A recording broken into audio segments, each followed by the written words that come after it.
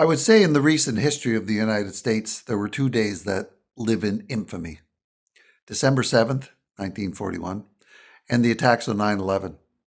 It was the president himself in 1941 who said that the surprise attack on Pearl Harbor was a day that would live in infamy. The United States was not at war with Japan, and the response and about the attack was the gutless, spineless, cowardice attacks on the United States, who were not at war with anyone.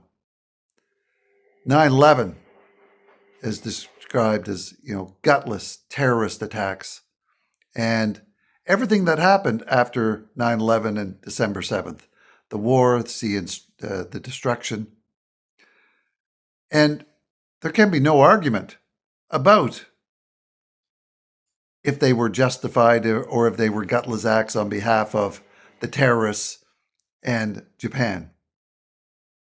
But let's keep the same definitions. Let's not be hypocrites. The United States in the last two attacks with Iran were involved in negotiations. And they had to have negotiations because Donald Trump came in and ripped up the previous agreement. Why? Because it was brokered by President Obama. And by all accounts, it had kept Iranian nuclear ambitions out. Iran has said for years they are not going to pursue nuclear weapons. So Donald Trump tore up the agreement. And then later started his own negotiations and gutlessly, cowardly bombed Iran during the negotiations. How can it be called anything different? Then they start renegotiations again, and by all accounts, do your research, take a look. By all accounts, the negotiations with Iran were going well. And by all accounts, Iran, if they signed the new negotiations, it would be even stronger than what Obama had negotiated. So what did the United States do? If we're using the same standard, gutlessly bombed and killed the leader of Iran, his family, and on the same night of bombing, bombed a school that killed 100 plus girls. Was there a declaration of war? No. Was it an act of war? Yes.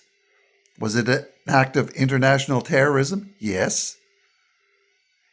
If this were the United States being bombed, they would be days that would live in infamy, and the repercussions and destruction that would take place would be phenomenal.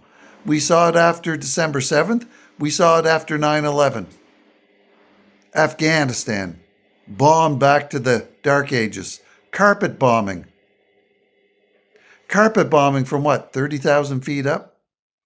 And I remember this, but yet the Americans would call the Afghans cowards because they would have an IED planted on the side of the road. And they'd say, come meet us on the battlefield. Well, the United States is good at meeting people on the battlefield, especially when they soften the enemy with carpet bombing. Anyway, I'm getting off topic. The main topic is the hypocrisy of the United States. You attack them, you're a coward. But they can be in the middle of negotiations and attack you.